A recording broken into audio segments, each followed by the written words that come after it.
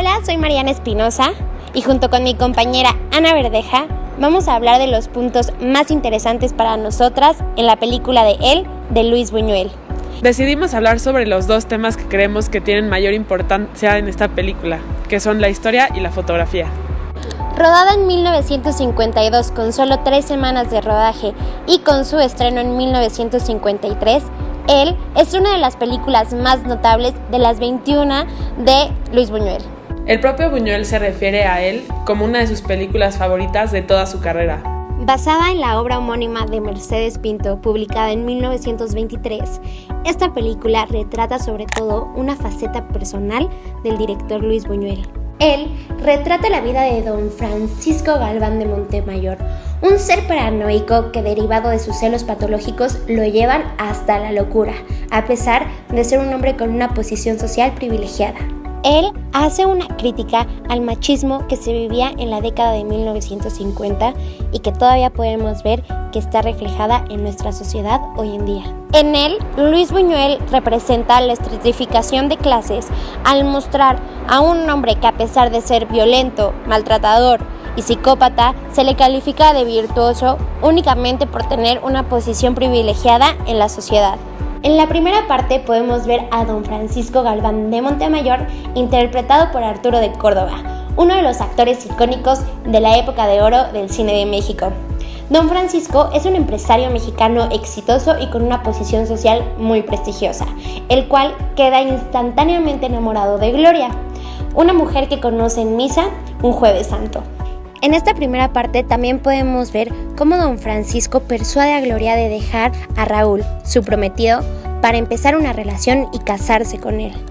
Además, aquí también se caracteriza la ingenuidad de Gloria al pasar por alto todas las muestras que indicaban que don Francisco era un psicópata. En la segunda parte de la película podemos observar la ignorancia total por parte del entorno que rodea a don Francisco y a Gloria, ya que todos hacen caso omiso del maltrato que sufre ella por don Francisco, tanto físico como psicológico. Nadie somete a don Francisco a un juicio de valor. Absolutamente todos en su entorno, como el padre, su mayordomo, incluso la misma madre de Gloria, justifican sus acciones simplemente por su prestigio en la sociedad. Y los insultos, y las vejaciones, y esto. Francisco está celoso, hija. Cree que tu conducta no es muy correcta. Él reconoce que precisamente por lo mucho que te quiere, a veces se ciega. Veo que te ha engañado. Cuando un hombre habla tan con el alma y hasta llega a llorar, no puede mentir. En mi opinión, hace una proyección muy acertada de cómo era y sigue siendo el machismo, sobre todo en la época de 1950. Actualmente estamos mucho más abiertos y creo que una proyección de este tipo en la actualidad no sería tan veraz. Sin embargo, para esa década y como se utilizaba hacer en esos tiempos, creo yo que hace una representación fidedigna de cómo solía ser no solamente el hombre, sino la sociedad, y hace un análisis psicológico muy interesante de cómo un celoso, maníaco y paranoico como él, controlador, podría llegar a ser, y cómo se va desenvolviendo su psicología hasta llevarlo al punto de la locura. Sobre la fotografía, vamos a hablar primero un poco sobre el lenguaje utilizado y en segundo lugar, sobre algunos aspectos técnicos. Personalmente, una de las partes que más me interesaron sobre la cinematografía es el lenguaje que se utilizó, donde se dan muchos movimientos de cámara que se ve que planearon muy bien en una coreografía entre el fotógrafo, director y actores. Normalmente, una cámara en movimiento se utiliza para meternos más como espectadores en el mundo de los personajes. En el caso de la película Él, se utiliza mucho para mostrar la inestabilidad del trastorno que sufre Francisco. Si analizamos un poquito la imagen que vemos en la película, podremos notar que muy probablemente lo que se hizo para lograr estos movimientos fue hacer a la cámara girar sobre su propio eje, es decir, moverse mediante paneos y tilts. La inestabilidad que logra transmitir el fotógrafo hace que este lenguaje cinematográfico sea muy adecuado para la historia.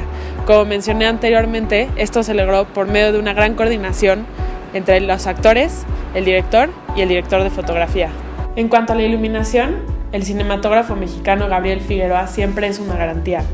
Como podemos ver en la película, hay un alto contraste y sombras profundas que predominan sobre los blancos.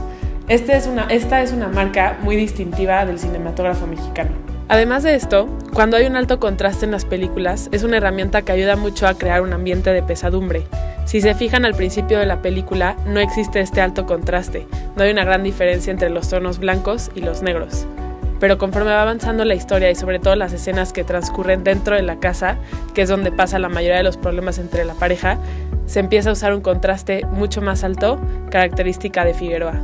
Personalmente, yo considero que el blanco y negro es la manera más bonita de fotografiar, tanto en fotografía fija como en cinematografía. Y esto tiene un porqué.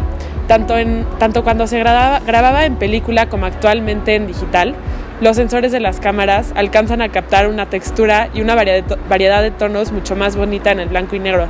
Por eso muchas veces pensamos que una foto en blanco y negro siempre se va a ver bien, porque da una riqueza de tonos que hace ver toda la fotografía con mucho más volumen y mucho más dimensión. Según los profesionales de la psicología, él es la película perfecta para demostrar los avances, los síntomas y cómo se comporta un personaje que es maltratador y celópata. La película Él de Luis Buñuel ha tenido incidencia en cinematógrafos alrededor de todo el mundo.